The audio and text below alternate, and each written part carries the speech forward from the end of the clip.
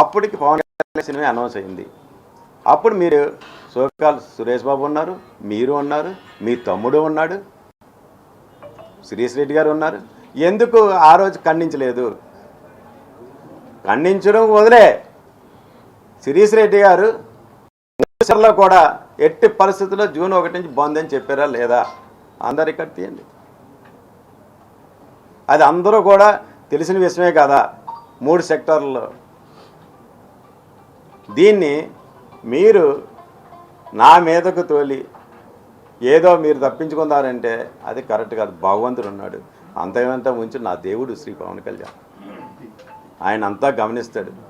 అంత అమాయకులు శిక్ష పెడితే ఒప్పుకోడు, దుర్మార్గులు చండాలం ఏదో అంటారు కదా, మొత్తం తోలు తొక్క తీసి అంతు చూసేస్తాడు నేను, దుర్మార్గులు ఎవరైనా చేశారంటే.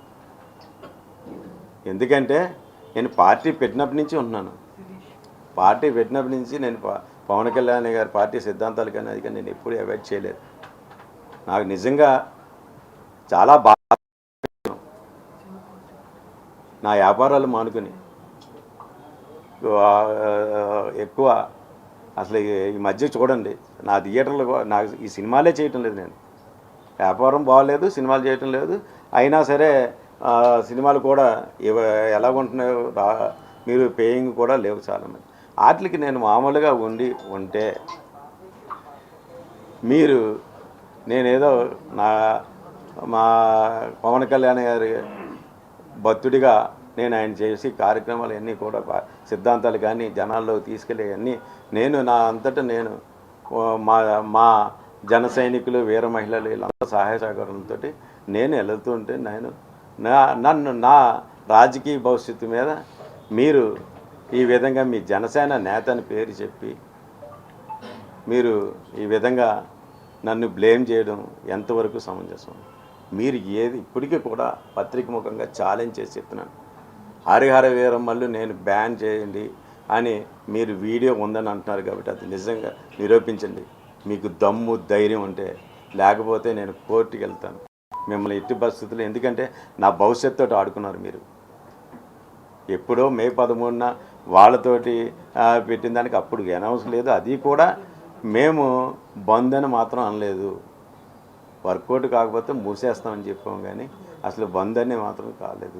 కాలితే చూడండి జిల్లాలో ఇప్పుడు ఎన్ని థియేటర్లు ఉన్నాయి, ఎన్ని థియేటర్లు క్లోజ్ చేసి ఉన్నాయి ఒకసారి చూడండి. మన అందరూ ఆఫీసర్లు కూడా వెళ్ళారు, అన్ని థియేటర్లు చేశారు, ఎన్ని థియేటర్లు మూస్తున్నాయో వాళ్ళు చూశారు.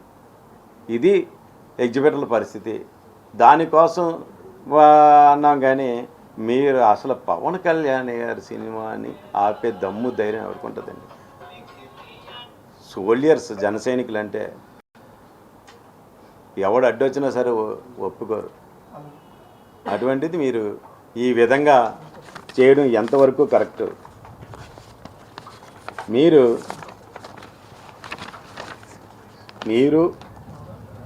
సురేష్ బాబు, మీ తమ్ముడు శిరీష్ రెడ్డి, సునీల్, మీరు చేస్తున్న అరాచకాలు అందరికీ ఇప్పటివరకు ఎవరో చెప్పడానికి భయపడి ఉంటారు. నాకు మా నాయకుడు చెప్పింది ఒకటే, నిజం నిర్భయంగా చెప్పు, భయపడకు, ఉన్నది ఉన్నట్టు చెప్పండి. ఎవరు ఇదేనే ఈ సబ్జెక్ట్ అనే కాదు, ఏదైనా సరే మాకు నీతి నిజాయితీ నేర్పించింది మా నాయకుడు.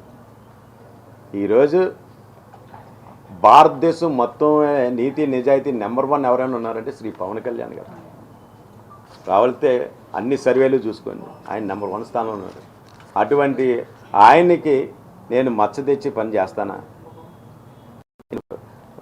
నా ప్రాణం ఉన్నంత వరకు నేను పవన్ కళ్యాణ్ గారితో ఉంటాను. పవన్ కళ్యాణానికి ఎట్టి పరిస్థితుల్లో ఎవరు ఏ విధంగా చేసి నేను ఒప్పుకోను, క్షమించను కూడా. ఇది నేను అందరికీ ఎదుర్కొంట పత్రికా ముఖంగా అందరికీ కూడా తెలియజేయడం జరిగింది. అసలు ఇప్పుడైనా మీరు ఎంత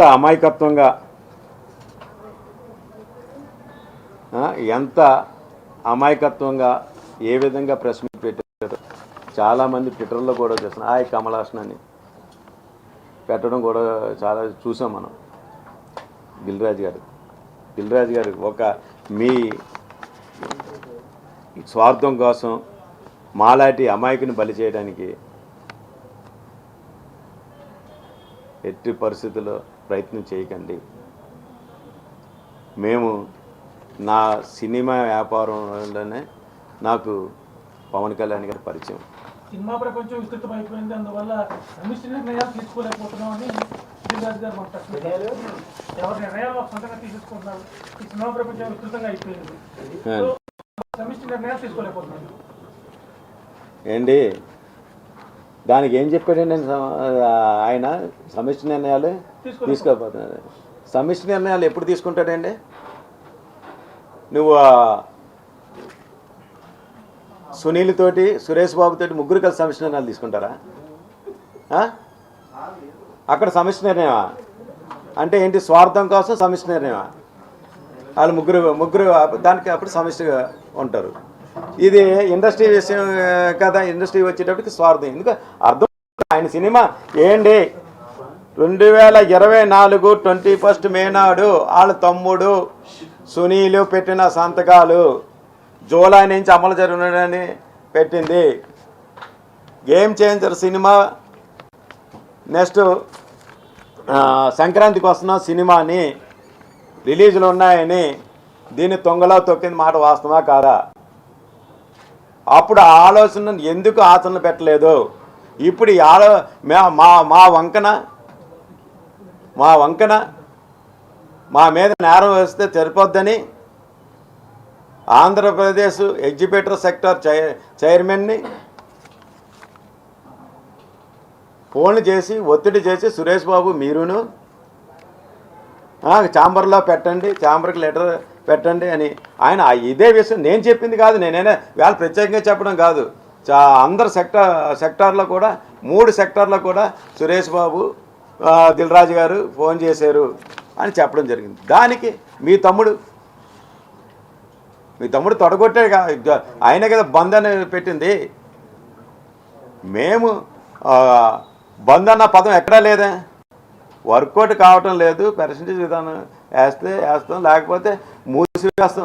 మూసివేయడం అంటే ఎలాగా? ఇప్పుడు చూడండి, అన్ని థియేటర్లు కూడా మూసి ఉన్నాయి. ఈ సినిమాలు లేవు అన్న ఉద్దేశం. అందులోనే ఈ విషయంలో నన్ను టార్గెట్ చేసే దుస్సాహనానికి నిజంగా మీరు చేశారు. మీరు ఎంత స్వార్థపరులో ఇండస్ట్రీలో ఎవరిని కదిపినా దిల్ రాజు గారు ఎవరిని కలిపినా చెప్తారు మీకోసం, మీ తమ్ముడి కోసం. వైజాగ్లో మీ మేనేజర్ శ్రీనివాస్ కోసం,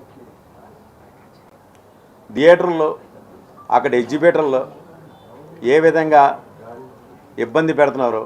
నిన్నేదో ఎగ్జిబిటర్లు ఉన్నాయి, అదేదో నక్కవినంగా ఏమైనా చెప్పారు కదా. బాధలు ఉన్నాయి, బాధలు సాల్వ్ చేసి నువ్వు పెద్దవన్నీ అన్నావు కదా. ఎన్ని సంవత్సరాల నుంచి ఎందుకు చేయలేదు? ఎన్ని సంవత్సరాల నుంచి ఉన్నది?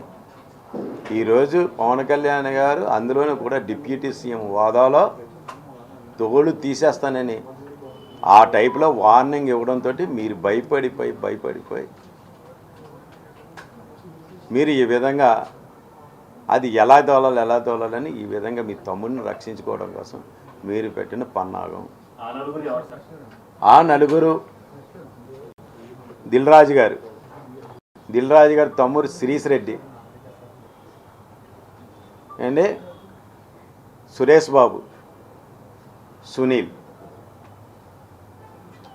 దిల్ రాజు గారు చేసిన ఆరోపణకి పార్టీ ఇంత సీరియస్గా మీ మీద యాక్షన్ తీసుకున్నప్పుడు, పార్టీని నమ్ముకుని పార్టీ వ్యవస్థాపక పార్టీ స్థాపించినప్పటి నుంచి ఇప్పటిదాకా ఉన్న మీ మాటను నమ్మి ఆ నలుగురి మీద మీ పార్టీ చర్య తీసుకుంటున్నారు ఏంటి? పార్టీకి ఆ ఇండస్ట్రీకి సంబంధం లేదండి. గవర్నమెంట్ ఆల్రెడీ పవన్ కళ్యాణ్ గారు మొత్తం ఎవరు ఏంటన్నది ఆయనకి తెలుసు. తప్పు చేసినవన్నీ మాత్రం ఎట్టి పరిస్థితి వదలను. రిటర్న్ గిఫ్ట్ బాగా ఇచ్చారు, థ్యాంక్స్ అని కూడా చెప్పడం సీరియస్గా ఉన్నారు. ఆ సీరియస్నెస్ భయపడే కదా ఇలా టర్న్ అయ్యి నన్ను బలి చేయడానికి ప్లాన్ చేశారు. ఇది దారుణం, మీ అందరికీ తెలుసు.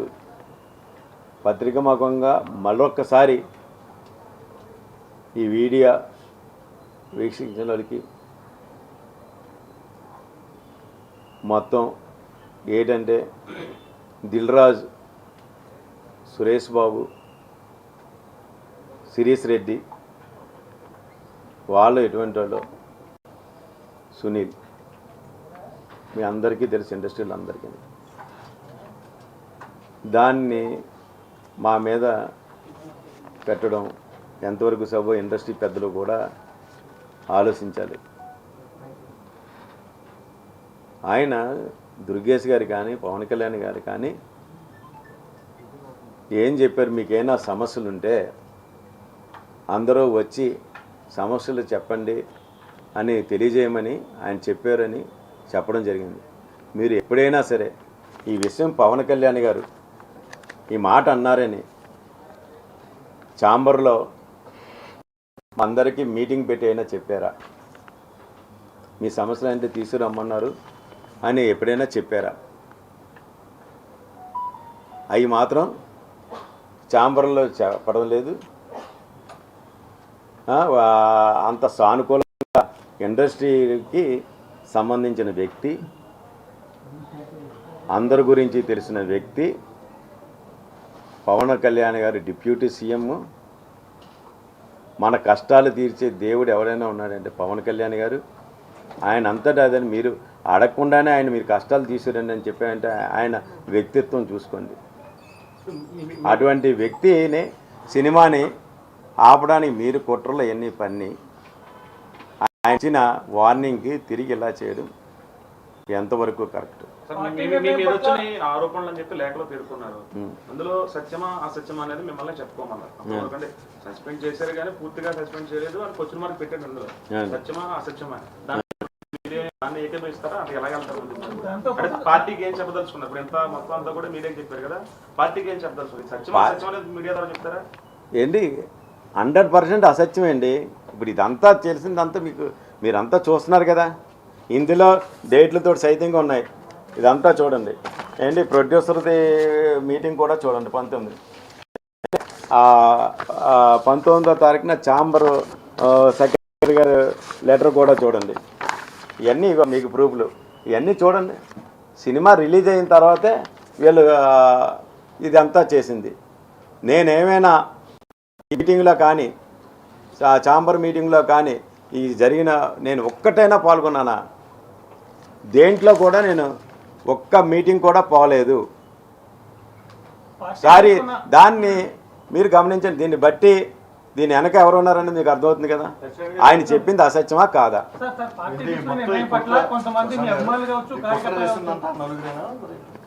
100% అండి. కుట్ర చేసింది అంటే మీకు అర్థమవుతుంది కదా. ఎప్పుడో మే నెల 21, 2024లో తీసుకున్న నిర్ణయాన్ని, అది ఇలా సినిమాలు ఉన్నాయని ఆ నిర్ణయాన్ని తొంగలో తొక్కేసి ఈరోజు పెద్ద సినిమాలు ఉన్నాయని జూన్ 1 నుంచి అమలు చేయడానికి వీళ్ళు ఎంత కుట్రలు పన్నారో మీకు అర్థమవుతుందా? చూడండి మాట ఆన్ ద రికార్డు చూడండి. బొందని పెట్టింది అతను. ఆ స్క్రోలింగ్ చేసినప్పుడేమో ఈ సోకాల్ సురేష్ బాబు కానీ, దిల్ రాజు గారు కానీ, సునీల్ కానీ ఎవరన్నా ఖండించారా? ఎవరు ఖండించలేదు కదా.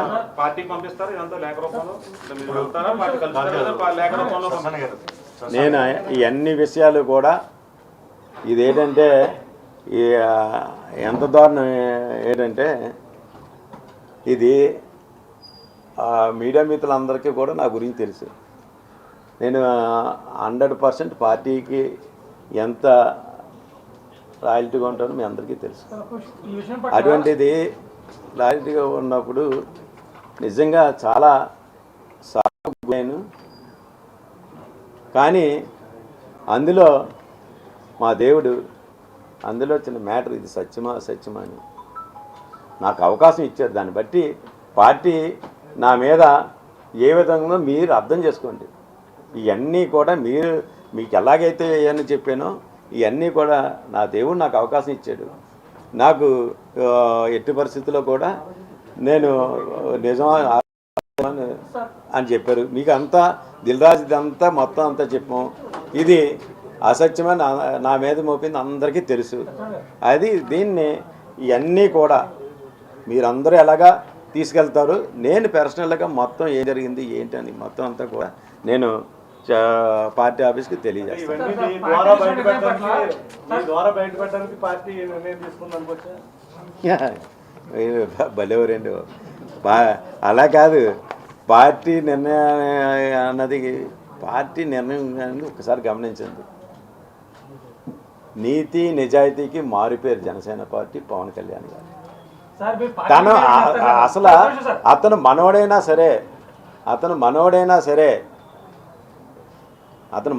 సరే మనోడి మీద అభియోగం ఉంది. అంతటి సీతకే తప్పలేదు అగ్ని పరీక్ష. అలాగే మనోడైనా సరే అంతటి రాముడే దేవుడు సీతకి అగ్ని పరీక్ష పెట్టాడు. అలాగే నా దేవుడు నాకు అగ్ని పరీక్షను పెట్టాడు. దాన్ని నేను మీ అందరి ద్వారా కూడా తెలియజేస్తాను. పార్టీ నిర్ణయం పట్ల కొంతమంది అభిమానులు కావచ్చు, కార్యకర్తలు కావచ్చు, ఈ నిర్ణయం సరైనది కాదు అన్నారు. మరి వాళ్ళకి ఏం చెప్తారు మీ సమాధానం? ఏంటి అలా కాదండి, ఇప్పుడే ఏంటి పార్టీ కార్యకర్తలు కానీ అందరికీ పార్టీ పెద్దలకు కానీ నాకున్న నిజంగా మీరు చెప్పింది కరెక్ట్. నాకు నా జన సైనికులు, వీర మహిళలు, నా తోటి జనసేన పార్టీ నాయకులు వీళ్ళందరూ కూడా నా వెన్నంటే ఉన్నారు.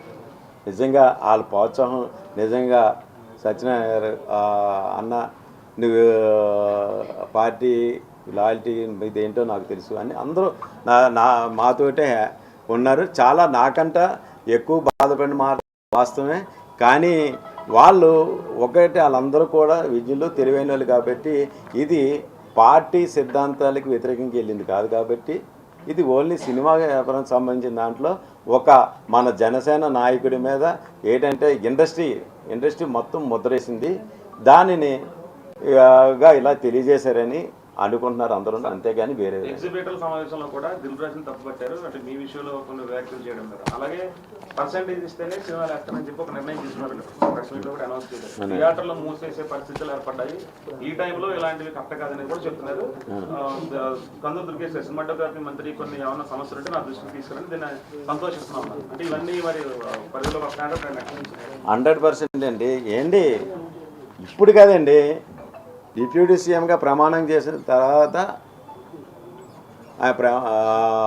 కలికి సినిమా నిమిత్తం ఈ పెద్ద మనుషులందరూ వెళితే ఆ రోజు రేట్ల గురించి అన్నీ వస్తే ఆ రోజే చెప్పారంటే పవన్ కళ్యాణ్ గారు, మీకు ఏదైనా సమస్యలు ఉంటే మా ముందుకు తీసుకురండి, మేము దాన్ని చర్చించి సీఎం గారి దృష్టిలో మేము అంతా చర్చించి మేము దాన్ని సాల్వే చేద్దామని ఆ రోజే చెప్పారంట. కానీ ఆ విషయం ఎవరు మాకు చెప్పలేదు. ఛాంబరు అంటారు ఆ విషయం మా వాళ్ళు అందరికీ కూడా పిలిచి ఇలా జరుగుతుంది, మీ సమస్యలు ఏంటో రండి సీఎం గారి దగ్గరికి వెళ్దామని ఒక్క మీటింగ్ పెట్టలేదు. సీఎం గారిని కలుద్దామని ఆలోచన రాలేదు. 1 year అయినా. నిజం దుర్గేష్ గారు చెప్పింది ఇది. మీరు దాన్ని బట్టి అర్థం చేసుకోండి. వాళ్ళ స్వార్థంతో నడుపుతున్నారు. వీళ్ళు సినిమా వ్యాపారం ఎప్పుడైతే ఆ నలుగురు కబందస్తాలతో ఉందో అప్పటి నుంచి అందరూ కూడా ప్రొడ్యూసర్లు అవనండి, ఈ 3 సెక్టర్లో కూడా అందరూ నలిగిపోతున్నారు. వాళ్ళు కరెక్ట్గా ఈరోజు నిన్న పవన్ కళ్యాణ్ కరెక్ట్ నిర్ణయం తీసుకున్నారు. ఇప్పుడు ఈ సోకాల్ పెద్ద మనుషులు ఎవరు కార్యవర్గంలో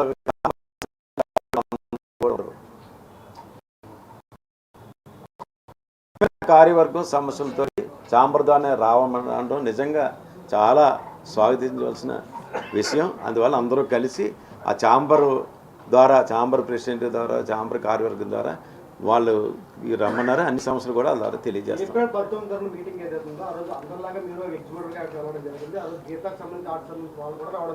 అవును.